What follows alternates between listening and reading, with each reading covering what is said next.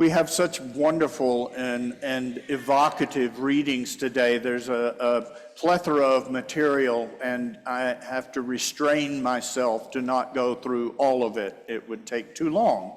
So I want to focus back on our first reading from the Acts of the Apostles, because it has so much of a special meaning to me now. About a year and a half ago or more, Gail and I were fortunate to go on one of the diocesan pilgrimages with Bishop Kim and with the Lutheran bishop and a whole group of people from Episcopal, Lutheran, and Catholic churches, some of whom were Spanish-speaking only. So it was quite an ecumenical and culturally diverse group. But we were supposed to go to Israel. And our departure date was like October 10th or 14th. Anyway, it was right after the October 7th massacre in Israel. And obviously, they did not go there. They were able, within just a week, to divert and give us a trip through Greece. So instead of following the footsteps of Jesus, we began to follow the footsteps of Paul. And one of the first places we went to, we landed in Thessaloniki, they call it, in Greece, not Thessalonica, which is where the church was, the letter to the Thessalonians, that's that city. But not far from there, and actually the port at the time of Paul's life was Neapolis, and then about 10 miles inland was the city of Philippi. Now, Philippi is a city with very ancient roots. It had maybe going back to the 500-somethings BC. But in the 300 BCs, Philip II, king of Macedonia, father of Alexander the Great, took that city to be his and began to fortify it, and it became a very important city. Then the Romans came along. There was a battle of Philippi that the Romans won, and Philippi became a Roman city, and again was expanded. It had it was already a city 300 years old, practically, or 500 years old when the Romans took it. But it became a very important Roman city because it was right on one of the main Roman highways, the Via Egnatia. And so it was the highway that went from Rome through Greece and then took them to the straits of the Bosphorus Straits and on into Asia Minor. I don't think they had a bridge then, but it was a very important one of the main highways built by the Romans. And so Philippi became an important city.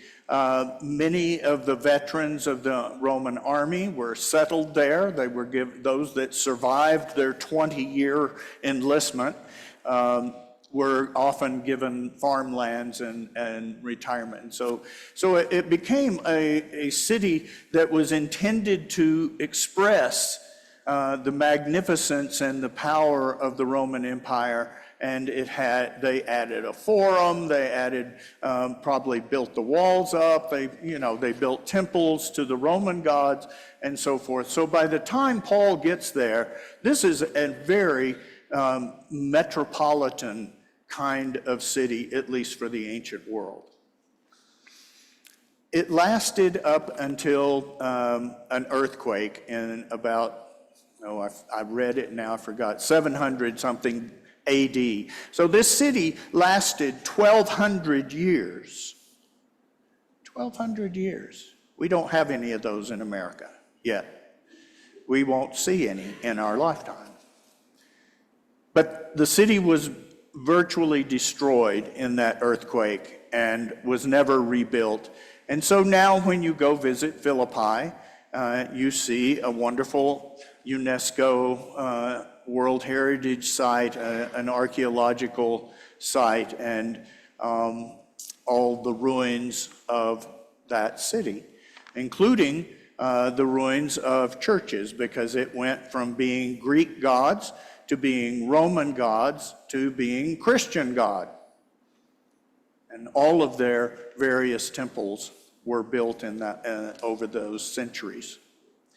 So when Paul gets there, in the forum, there was always, you can help me. What do they call the platform that was in the forum where, Adoma something, anyway. There was always a speech place where there was a platform and people, where the politicians could make speeches, where public announcements were made, where when it wasn't occupied by them, philosophers would get up there and spout their philosophies, and it's still there. And there's no doubt that part of Paul's journey into this city, he probably went and stood on that place and proclaimed Jesus as the Messiah. He had a little team. He was with Timothy, Silas, and Luke joined him there. Pretty august group, those four. Now, as you can see the ruins, you can still walk on the stones that would have been there was probably the highway went outside the city, but there was the bypass that went into the city, the business district. And you can still walk on those stones knowing this is where Paul and Silas and Timothy and Luke walked. It was very moving to me. I'm just sort of a history kind of geek, as you know from my sermons. And then we went outside the walls, about a quarter of a mile outside the walls. There's a place where it's a smaller stream now, is a more substantial river in the time of Paul. But he went out there on a Sabbath day, on the Saturday day, because he heard there were some Jewish women who went out to this particular place by the river to pray. And he figured, there weren't many Jews in Philippi. So he always, it seemed his pattern, and this is his first trip into Europe proper. His first missionary journey was all in Asia Minor, present-day Turkey. So he goes to the river, and you can still see some bridge abutments. Now, just a little bit upstream from these Roman bridge abutments is where the Orthodox Church built a site, and you can sit, and there's a platform, and you can go kneel down and put the water on you and whatever. But probably the women gathered there because there was a bridge across that river. And so whoever was on the other side of the river could join those on this side of the river. And it was outside the walls, rather private, and they could have their prayers in Hebrew. And he meets these women, Paul does, and he begins to tell them, you know the scriptures. He always started that way. You know the scriptures. You know what the Hebrew scriptures proclaim. You know the prophets. You know that we've been expecting a Messiah, and I'm here to tell you that he has come.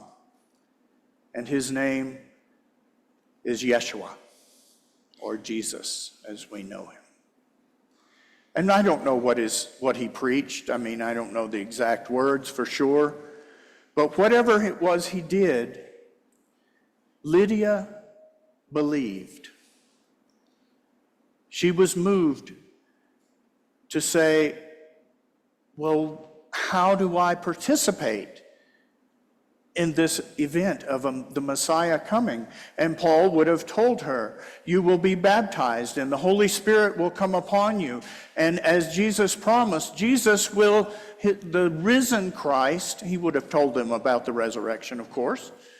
The risen Christ will dwell within you, and you will be united with God's divine purpose for all of eternity. She said, I want that. And she was baptized in that stream immediately.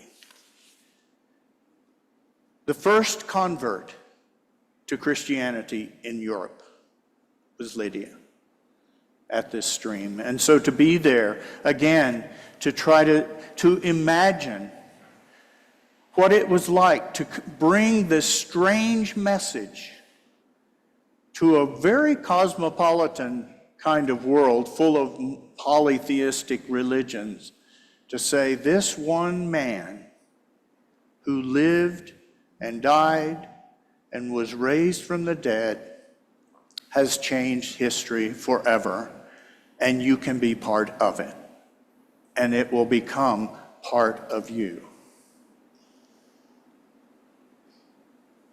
Cast the demon out of the slave girl who keeps annoying him. I love it. Paul performs this exorcism because he's annoyed at this slave girl who keeps saying, "These are messengers from God Most High."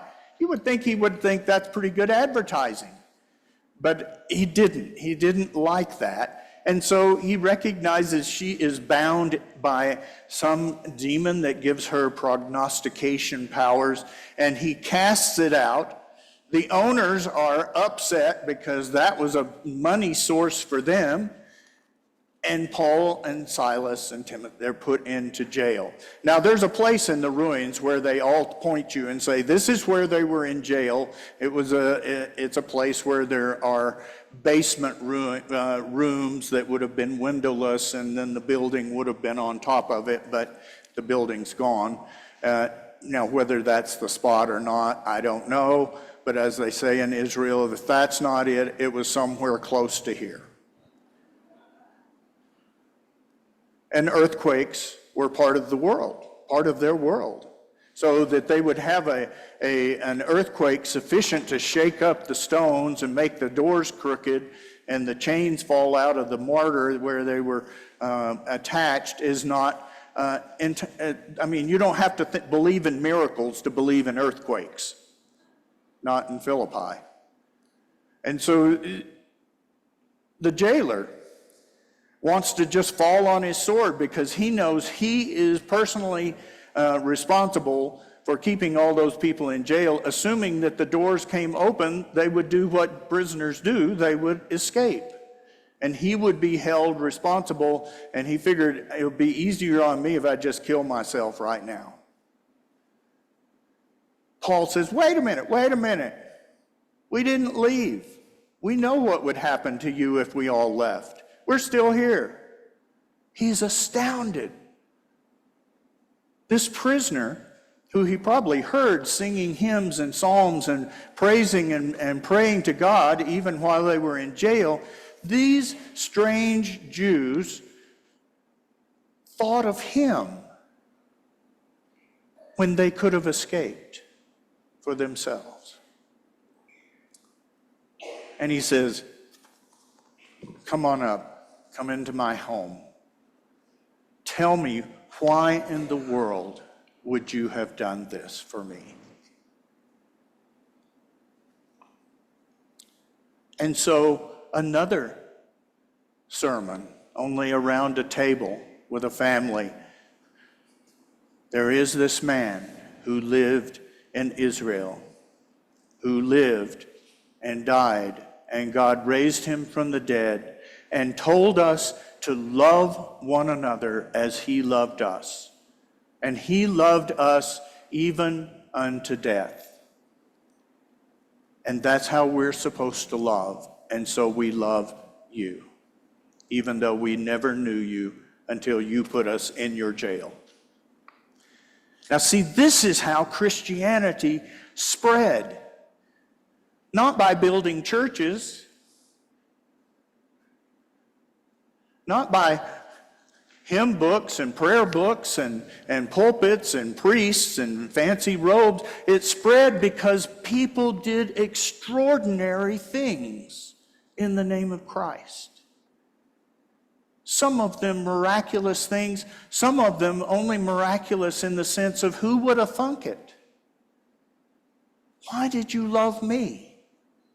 Lydia, why would you come to bring me this message?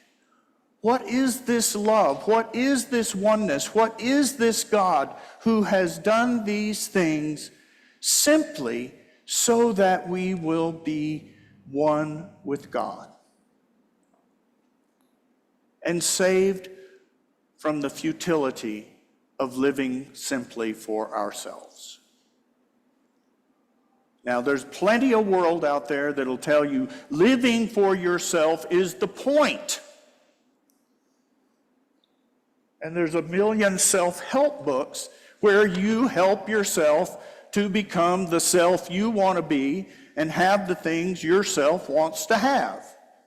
And it's almost utilitarian. Your relationship to everybody else is simply a form of getting what you want for yourself. And so you're nice to people, polite, go along with the rules, you do things pretty much like society wants you to, but you do it so that you can get what you want for you. That's the world's message. Certainly in consumer capitalism, that is the eminent, most powerful, most important message that you can receive is do things for you, and do it by buying our product. There's hardly anything in our culture anymore that says the highest good is what you give to others. Once upon a time, the ultra-wealthy, like Carnegie, for instance, used his fortune and built libraries all across the United States. I think Gail has told me that the library in Rock Springs, Wyoming, is a Carnegie library. Because he believed that the people should have books, that the people should be able to read the books, that people should have the capacity to understand the books, and that strengthened who we were as a people. People built opera houses, and of course their vanity was they always want their name on it all. They built medical schools. You can, go to every college campus and you can find the Joe Blow, School of Business, and the Marjorie this, School of Music, and on and on and on. But at least that's what they did with their wealth. They did things for the common good. Now, what inspired that? Well, I don't know how many of them were really Christians or not, but they knew they needed to act like one if they wanted to be accepted in polite society. Now you don't have to do diddly because there's no polite society to be accepted by. You understand that? There is no longer any polite society that requires you to be anything other than selfish and don't break the big laws. If you're clever enough, you can break the laws and you can steal from everybody legally. But that's another sermon.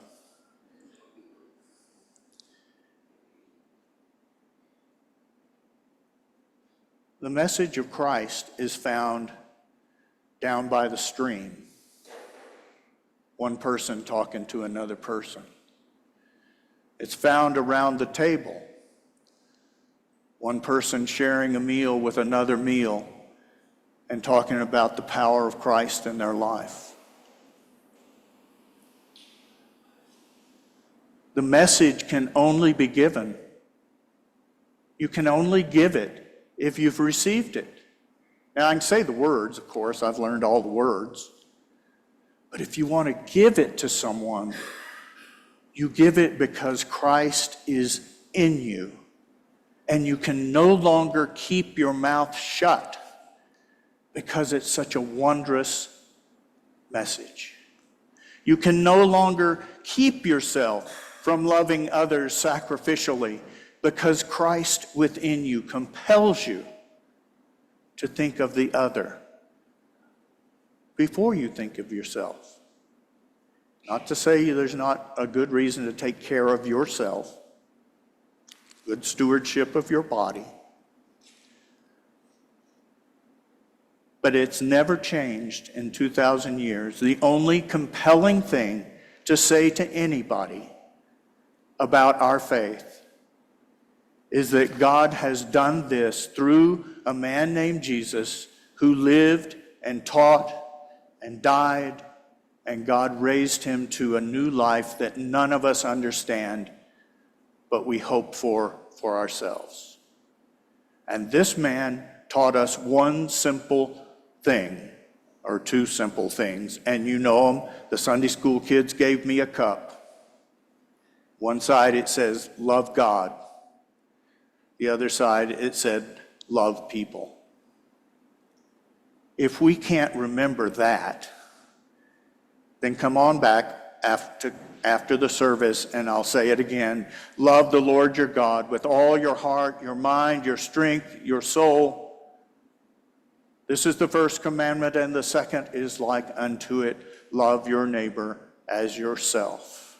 On these two laws hang all the laws, the commandments, and the prophecies. Everything hangs on those two things. And that's what makes us different. And that difference should show in our lives outside these walls. Anybody can be a Christian for an hour. It's hard to be a Christian 24 hours a day, 7 days a week. But that's what we're called to. That's why we're here. That's why we worship. That's why I preach. That's why we bless this bread and wine as he commanded us. Do this in remembrance of me, so that we should not forget what God has done for us. Come to this altar to be saved, as Lydia was saved, as the jailer and his family were saved.